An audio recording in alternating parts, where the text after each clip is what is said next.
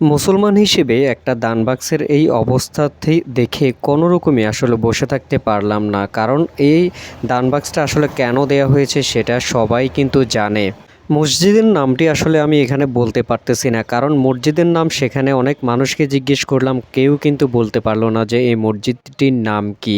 বিশ্বাস করবেন কি না জানি না, অনেকেই হয়তো বলবেন যে আমরা বানিয়ে বলতেছি, কিন্তু বিশ্বাস করেন মুসলমান হিসেবে বলতেছি যে এই মসজিদের নামটা কেউ বলতে পারলো না। যাই হোক, দানবাক্সটি আপনারা দেখতে পারতেছেন যে, এবং পার্থক্যটা আপনারা নিজেরাই কিন্তু দেখবেন শুরু থেকে শেষ পর্যন্ত। যদি ভিডিওটি দেখে থাকেন তাহলে আপনারা বুঝতে পারবেন যে দানবাক্সটি আমরা কিভাবে কি করেছি, বা দানবাক্সটি আগে কেমন ছিল বর্তমানে কেমন হয়েছে।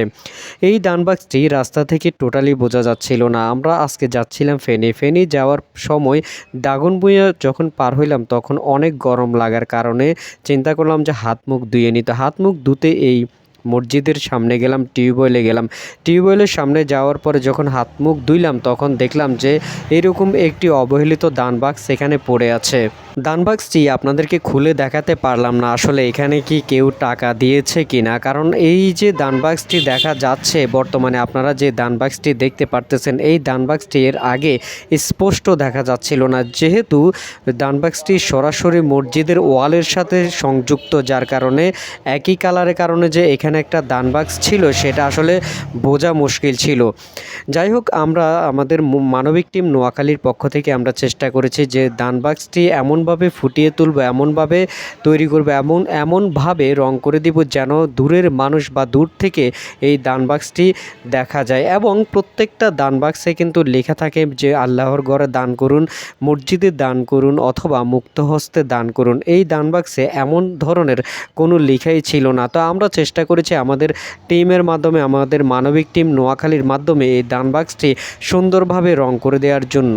দানবাক্সটি একবারে ফ্রিতে কিন্তু এখানে এত সুন্দর করা সম্ভব হয়নি। এই দানবাক্সটি রং করতে গিয়ে আমাদের প্রায় 1500 টাকার মতো এখানে খরচ করতে হয়েছে। একটা লাল রং, একটা কালা রং এবং একটা সাদা রং এখানে এই দানবাক্সটির জন্য কিনতে হয়েছে। এবং দানবাক্সটি রং করার পরে দানবাক্সটিতে লিখে দিলাম যে মসজিদে দান করুন।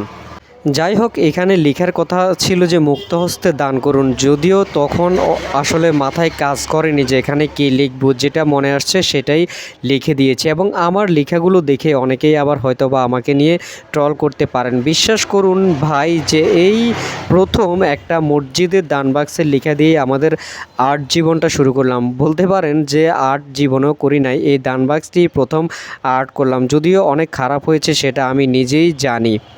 তারপরেও চেষ্টা করেছি যে দানবাক্সটি যেন মানুষ দূর থেকে দেখতে পারে, কারণ দূর থেকে যদি মানুষ না দেখে তাহলে এই দানবাক্সটি এখানে দেওয়ার কোনো মানেই হয় না। কারণ দানবাক্সটি দেওয়া হয়েছে মসজিদের দানের জন্য, কিন্তু একটা দানবাক্স যদি মানুষ না দেখে তাহলে কিভাবে দান করবে। যাই হোক, আমরা চেষ্টা করেছি এই কাজটি করে দেওয়ার জন্য। তো আমাদের এই কাজটি আপনার কাছে কেমন লাগছে, এবং আপনি চাইলে আমাদের সাথে এই মানবিক কাজগুলো করতে পারেন। আজকের কাজটি যদি আপনার কাছে ভালো লাগে ভিডিওটি লাইক, কমেন্ট এবং শেয়ার করে দিবেন।